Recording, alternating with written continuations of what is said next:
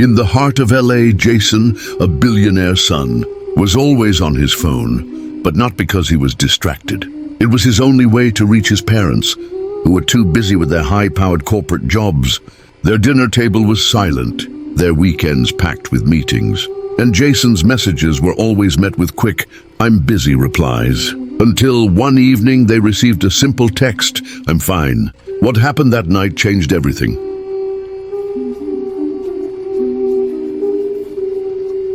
Welcome to Hall of Gentle Stories. Where are you watching from? Let's know in the comment below. Make sure you see this amazing story till the end, and don't forget to like, share, and subscribe for more interesting stories. Let's begin. It was just one text. 2 words. "I'm fine." But those words felt heavier than they should have. It wasn't a late-night check-in or a casual reply. It was something else, something unspoken. Jason's parents were used to his short messages, or a quick okay when they missed his calls, or a later when they canceled dinner plans. But this time was different. Because right after that text, Jason's phone went silent. No follow-up, no read receipts, just nothing. His parents, billionaires living in a glass mansion in Beverly Hills, were too busy to notice right away. Another deal was closing, another event to attend, another investor dinner to plan. But hours later, when the sun had long set over, Rodeo Drive, Jason's "I'm fine" was still the last message on their screens. And that's when it hit them. Why would their son text those words when nobody had asked if he was okay? They didn't know it yet, but that text was a silent scream for help. And by the time they realized it, it was already too late. Jason Carter had everything. At least that's what the world thought. A $10 million trust fund waiting for him. A sleek custom Tesla parked in the garage. A summer house in the Hamptons. Private school. Designer clothes. A life people envied. But here's the truth no one saw. Jason was invisible. Not to the media, not to his elite prep school classmates in Palo Alto, but to the only 2 people who were supposed to see him, his parents. David and Sarah Carter were household names in Silicon Valley, co-founders of Carter Tech Solutions, a company that powered half of the apps people used every day. Their empire stretched from San Francisco to Wall Street. Investors flew in from Dubai and London just to shake hands with them. Their calendars were packed. Their time, priceless. But somehow in the middle of their billion-dollar deals, they never seemed to have a moment for their own son. Jason grew up in a house bigger than most hotels, but it never felt like home. There were maids to clean up after him, a chef to cook his meals, a personal trainer to make sure he stayed in shape. Yet there wasn't a single person he could talk to. His parents were always on a flight, at a conference, or closing something big. Their voices were often replaced by assistants, their presence by expensive gifts. If Jason ever needed something, there was a process. Email the secretary, wait for a response. 17 years old, and his parents treated him like a client they barely had time for. So he stopped asking, stopped waiting, stopped believing they'd ever notice him. His messages to them became shorter, his replies colder. They didn't even notice when he stopped saying, "I love you" at the end of their rare phone calls. Because, let's be honest, had they ever really heard him, Jason wasn't just alone. He was disappearing. And the worst part, his parents didn't even realize it. Not when he skipped family holidays. Not when he started spending weekends locked in his room. Not when his grades slipped. Not even when he stopped coming home some nights. They only noticed when they got that text. "I'm fine." 2 words that should have meant nothing.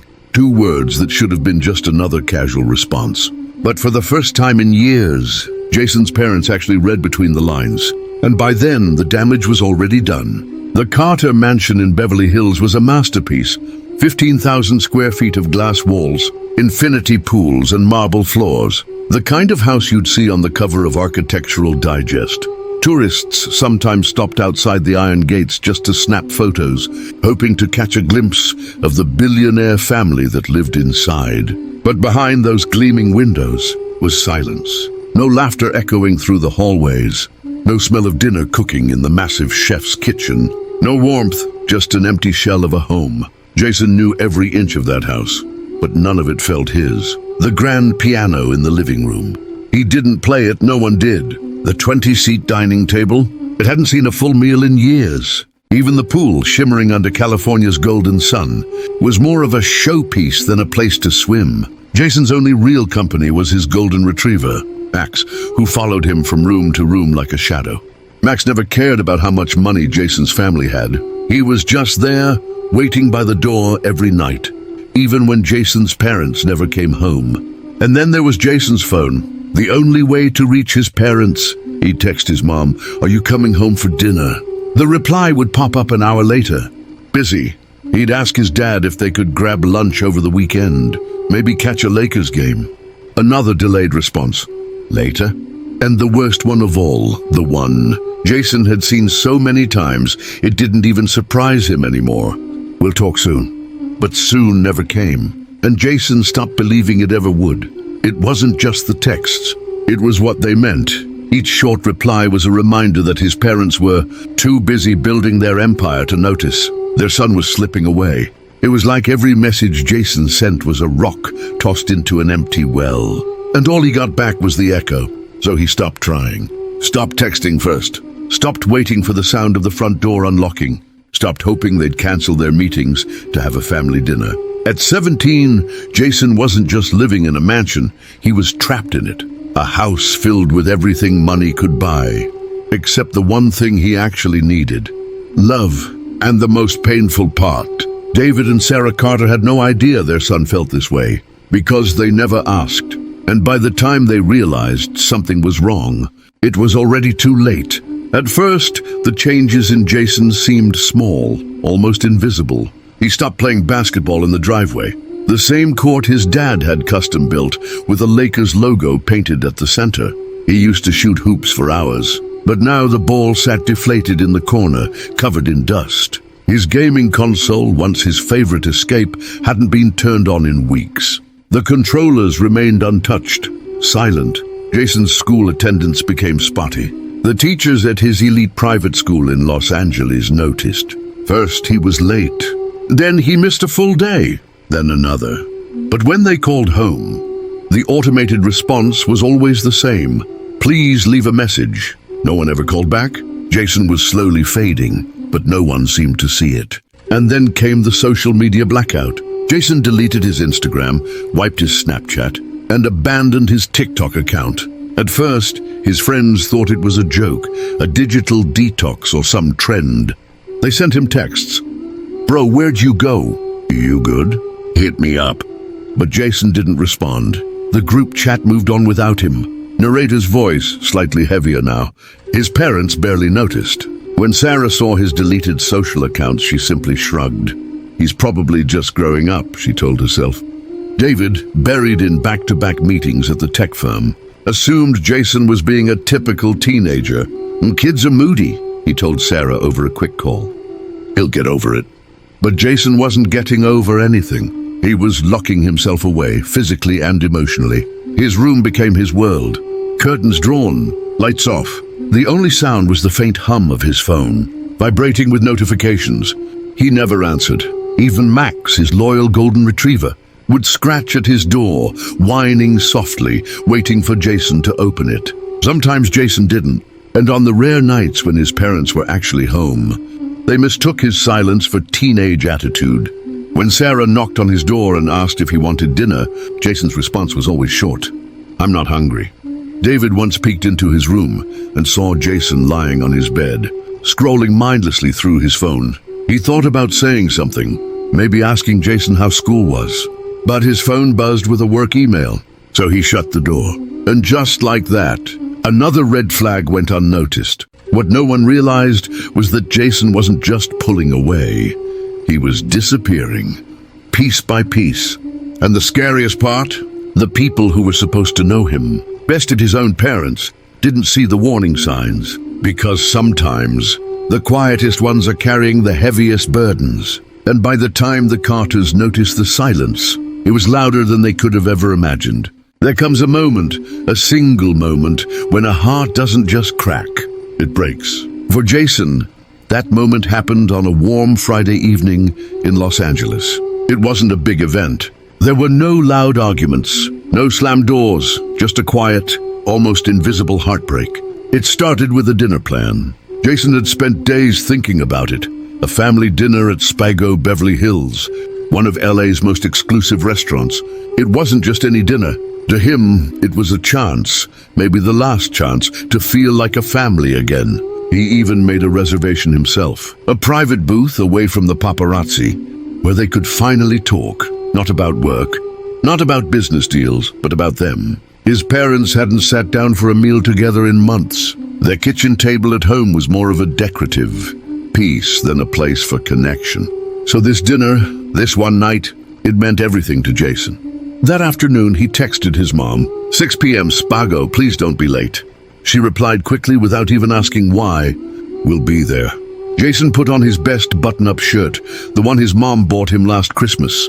He even styled his hair, something he hadn't bothered to do in weeks. Then he waited. 5:45 p.m. Lexus p.m. 6:15 p.m. No sign of them. The waiter, dressed sharply in all black, kept circling the table. Jason forced a smile every time, waving him off. At 6:30 p.m., his phone buzzed. A text from his dad this time. Can't make dinner. Last-minute event. Sorry, bud. Sarah chimed in a minute later. We're at the Beverly Hills Gala, work thing. Next time, okay?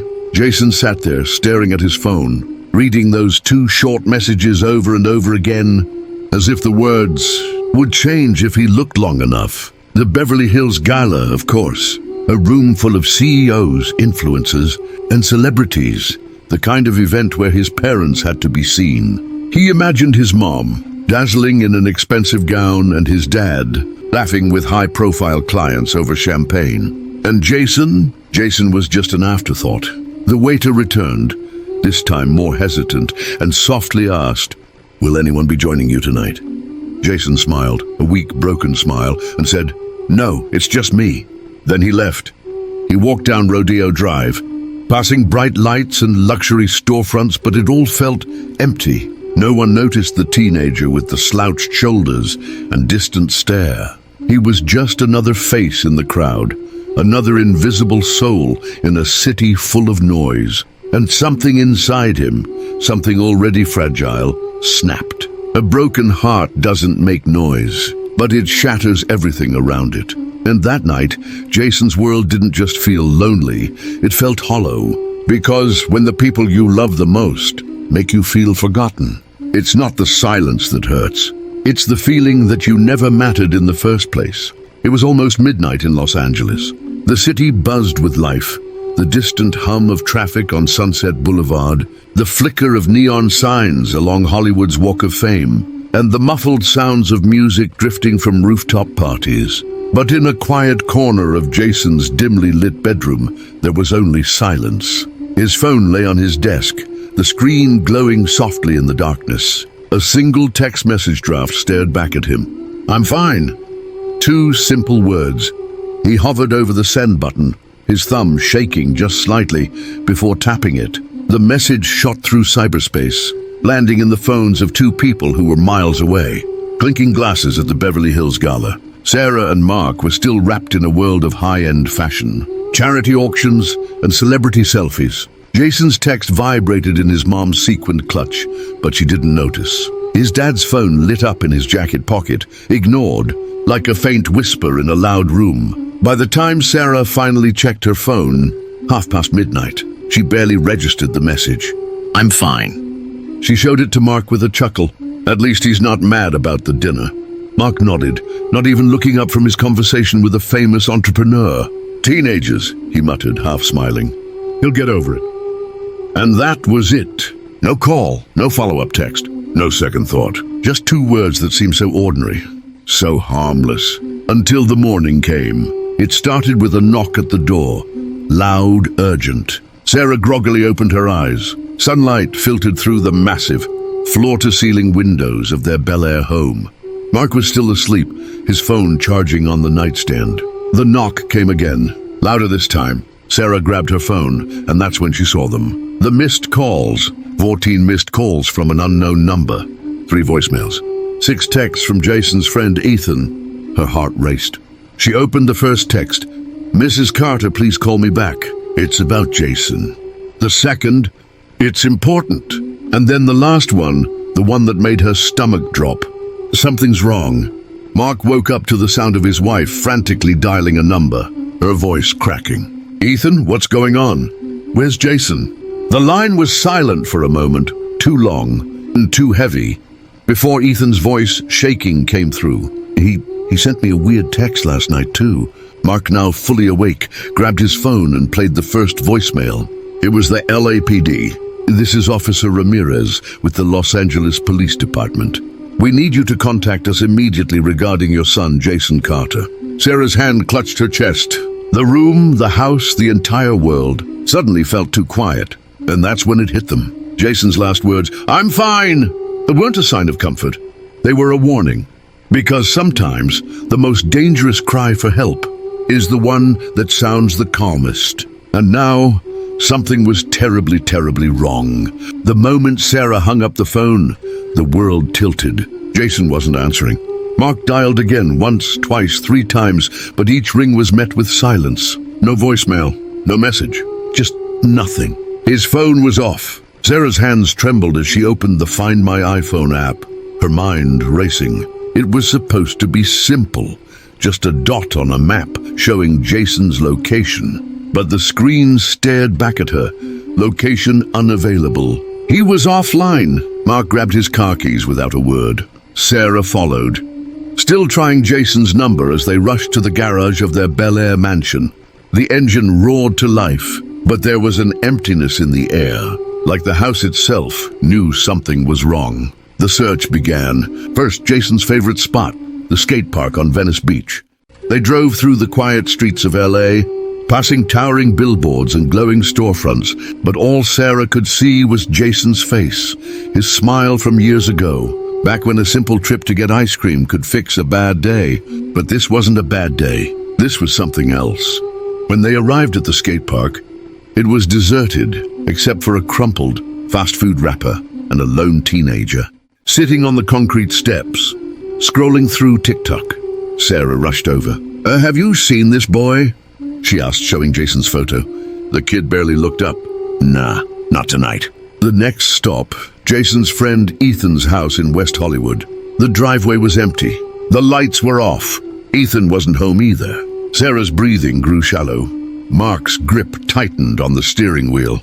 The city suddenly felt too big, too vast, to ever find one lost boy. Finally, they thought of the country club, where Jason sometimes went to clear his head. Security footage. That was the answer. At the entrance, they begged the night guard to pull the camera feed. It took 5 long minutes, minutes that felt like hours, before the guard pointed to the screen. And there he was, Jason, wearing the same hoodie from earlier, his head down, walking out of the club's gates. But what made Sarah's stomach turn was the timestamp. 10:42 p.m. He left hours ago, and no one had noticed. Mark slammed his fist on the counter. Where did he go? The guard didn't have an answer. They were too late to track him. Too late to ask questions. Too late to care, it seemed. Because, for the first time in their lives, Mark and Sarah realized something chilling. Money could buy their way into galas, private schools, even last-minute vacations. But it couldn't buy time. And Jason was out there, somewhere in the endless sprawl of Los Angeles, alone. Or worse, with someone else. And the night wasn't over yet. The night stretched on. The streets of Los Angeles, usually buzzing with life, felt hollow, like the city itself was holding its breath. Mark's knuckles were white against the steering wheel. His jaw clenched so tightly it looked like it might crack. Sarah sat beside him, scrolling through old photos of Jason on her phone, his first day of kindergarten, his awkward middle school years, his rare smiles from the past few months. And then it hit her.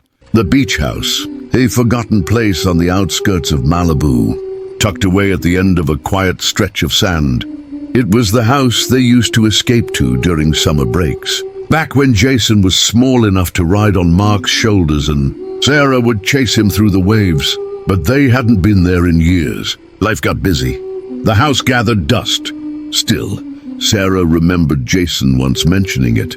It's the only place that ever felt like home, he had muttered during an argument months ago. She hadn't thought much of it then, just another dramatic statement from a teenager. But now, It was the only lead they had. Mark didn't hesitate. He made a sharp U-turn, the car speeding down the empty highway. The Pacific Ocean a dark stretch beside them. The neon lights of LA faded away, replaced by the soft glow of the moon on the water. When they pulled up to the beach house, it looked exactly the same. Weathered wood, an old surfboard still leaning against the porch, and a broken wind chime that Jason once made as a kid, clinking softly in the breeze. Sarah's heart pounded. The front door was unlocked. Inside, the air was thick, silent, yet heavy with something unspoken. The faint smell of salt water and old wood filled their lungs. And then they saw him, Jason, sitting on the floor of the living room, his back against the wall, his hood pulled low over his face. His eyes were red, whether from tears or exhaustion they couldn't tell. For a split second, relief washed over Sarah. He was safe. He was alive. But then she noticed the envelope beside him. A single piece of paper sat inside, folded neatly, like he had spent hours thinking about what to write. Mark picked it up with shaking hands. The letter was short, only one sentence. You gave me everything, except what I needed most. I don't want to have anything to do with you anymore. Sarah's stomach dropped. Mark blinked, his lips moving but no words coming out. Jason didn't move, didn't speak. He just stared at the empty fireplace, as if he wasn't really there at all. And at that moment, reality hit them harder than ever. They hadn't lost Jason tonight. They had lost him long before this, little by little over the years. Missed school plays, unanswered questions, the constant distractions of business meetings and late-night flights. They gave him the best clothes, the newest phone, and a house most kids could only dream of. But they never gave him what he needed most, them. And now, it felt too late. Because the Jason sitting in that beach house wasn't the same boy who used to build sandcastles with them on those same shores. He was a stranger they had created. And all that was left was an empty house and a broken family. What's the point of having everything if the one thing you truly need is gone? Mark and Sarah returned to their mansion in Beverly Hills. The gates slide, open to reveal a sprawling driveway lined with luxury. Cars, Bentleys, Porsches, each one gleaming under the California sun. Their home, a multi-million-dollar estate with glass walls and infinity pools, looks more like a museum than a place where a family once lived. But now, it's just a house. The silence inside is louder than ever. No sound of Jason's footsteps running up the stairs. No muffled music blaring from his room. Just emptiness. Mark sits in his home office, surrounded by his awards, plaques from Forbes, framed covers of Business Insider, all celebrating his success. His phone buzzes with emails about rising company stocks, potential deals, and glowing headlines about his latest investment. To the world, he's a billionaire, a man who seems to have won at life. But right now, he feels like the poorest man on earth. Sarah, meanwhile, wanders into Jason's bedroom. It's exactly how he left it. Half-empty water bottles on the nightstand, a hoodie crumpled on the chair, and a stack of old comic books gathering dust. She notices his worn-out Vans by the door, shoes he never wore to the fancy events they dragged him to. Her hand trembles as she picks up a small photo frame from his desk. It's a picture of them at the beach house years ago. Jason was about 7, perched on Mark's shoulders, both of them laughing. Sarah remembered that day. They had spent hours building sandcastles, eating ice cream and watching the sunset as a family. Back then, they didn't have as much money. Their company was still growing, and life was simpler. But Jason was happier. A tear slips down Sarah's cheek, because now they have everything they ever dreamed of, except Jason. At dinner that night, they sit at opposite ends of a massive dining table, surrounded by expensive china and crystal glasses. But there's no conversation, no laughter, just two people alone in a mansion with nothing but their own regrets. And that's when Mark finally speaks, his voice hoarse, almost broken. What's the use of all this if we've lost him? Sarah doesn't answer. She can't, because deep down, she knows he's right. All the business meetings, the late-night calls, the endless push for success, it was all for Jason. They told themselves they were building a better life for him. But somewhere along the way, They forgot to actually live it with him. And now, the cold truth sits between them. A billionaire with no one to share his wealth is just a lonely man in a big house. And for the first time, Mark and Sarah realize they weren't building a future for Jason. They were building a world without him. What if I told you that Jason's story isn't rare? Right now, somewhere in a quiet suburb of New York or a bustling neighborhood in Los Angeles, there's another child sitting alone in their room, a brand new iPhone on the nightstand, the latest Air Jordans in the closet, a PlayStation 5 connected to a massive flat-screen TV. But the one thing they want, the one thing they truly need, is missing. Their parents' time, their love, their attention. Jason's story wasn't about a lack of money. It wasn't about struggling to survive. His family had everything, the kind of wealth most people dream about. Private chefs, exotic vacations, a home that looked like something out of a Vogue magazine spread. But none of that could replace the empty seat at the dinner table. Because here's the truth no one wants to talk about. Kids don't measure love in dollars. They measure it in moments. Mark and Sarah thought they were giving Jason the world, thinking the expensive gifts and luxurious lifestyle would make up for their absence. They convinced themselves that working harder, making more money, and providing him with the best of everything was how they showed love. But Jason didn't want a new car for his birthday. He wanted his dad to show up at his soccer game. He didn't need another designer jacket. He needed his mom to put her phone down and actually listen when he talked about his day. And the hardest part? Mark and Sarah only realized this when it was too late. Now, Jason's room is silent. His bed remains untouched. And all those gifts, those high-end sneakers, the expensive gadgets, they sit there like hollow reminders of what they missed. And this isn't just about Mark and Sarah. This is about every parent who's ever said, "I'm doing this for my kids," while missing their school plays, their parent-teacher conferences, their bedtime stories. How many families right now are falling into the same trap? How many children are silently pleading for attention, while their parents scroll through emails, or take work calls during family dinners, or put off quality time for just one more meeting? Because here's the painful reality. One day, those kids will stop asking. They'll stop waiting by the door. They'll stop begging for movie nights. They'll stop sharing their thoughts, their fears, their dreams. And by the time the parents finally look up from their busy lives, their children will be gone. Maybe not physically, but emotionally, just like Jason. So the question is, how much is too much to lose? Because at the end of the day, a mansion with empty rooms, a wallet full of money but an empty heart, that's not success. That's a tragedy. And for Mark and Sarah, it's a lesson learned far too late. What if they had given Jason the most precious thing to him? Because that's the thing about life. The saddest words aren't goodbye. They're what if. What if they had cancelled that meeting? What if they had left the gala early? What if they had just called him back just once? Would Jason still be here? Would their family still feel whole? Or would they still be standing in an empty house with a son they can no longer reach? It's the kind of regret money can't fix. Because Mark and Sarah now have all the time in the world, but no Jason to spend it with. And here's the harsh truth. This isn't just their story. Right now, there are parents sitting in their offices in Chicago, answering work emails instead of bedtime questions. There are mothers in Los Angeles, liking Instagram posts, but missing the tearful look on their child's face.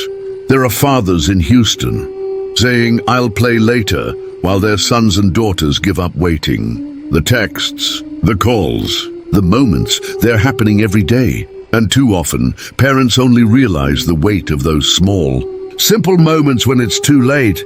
So ask yourself, when your child reaches out, do you answer? Because the truth is, you never know when it'll be the last time they ask. Before you go, ask yourself something. Who in your life is waiting for your attention right now? Maybe it's your son, sitting quietly in his room, wondering if you'll notice how distant he's been. Maybe it's your daughter, scrolling through TikTok, masking the hurt of another missed dinner. Or maybe it's your spouse laying in bed next to you, both of you lost in your phones, more connected to strangers online than to each other. Jason's story didn't end with a dramatic goodbye. It ended in silence. Not because Mark and Sarah didn't love him, but because they thought they had more time. But time is a liar. It makes you believe there's always a later, a tomorrow to fix what you ignored today until there isn't. Think about it. When was the last time you told someone you loved them before it was too late? Not in a rushed text, not in passing, but really told them. Looked them in the eyes and said, "I see you. I hear you. You matter." Because somewhere right now, in a high-rise apartment in New York, in a suburban home outside of Dallas, or in a small town in Ohio, there's a child waiting. A simple text half-typed then deleted. A question they never ask because they already know the answer. A tear wiped away behind a closed door because they don't want to bother you. And here's the hardest truth of all. Success can be rebuilt. Businesses can recover. Careers can start over, but broken families, they don't always get a second chance. So before you click away, who needs to hear from you right now? Who's waiting for a call that never comes? Don't let your success cost you your family. Because one day, the text won't buzz, the call won't ring, and the silence will be louder than you can bear. If Jason's story moved you even just a little, share it. Not for me, not for views, but for the parents chasing promotions instead of memories. For the kids whispering, "It's okay, I understand," when they really don't. And for the families we might still save before the silence takes over. So, who will you call today?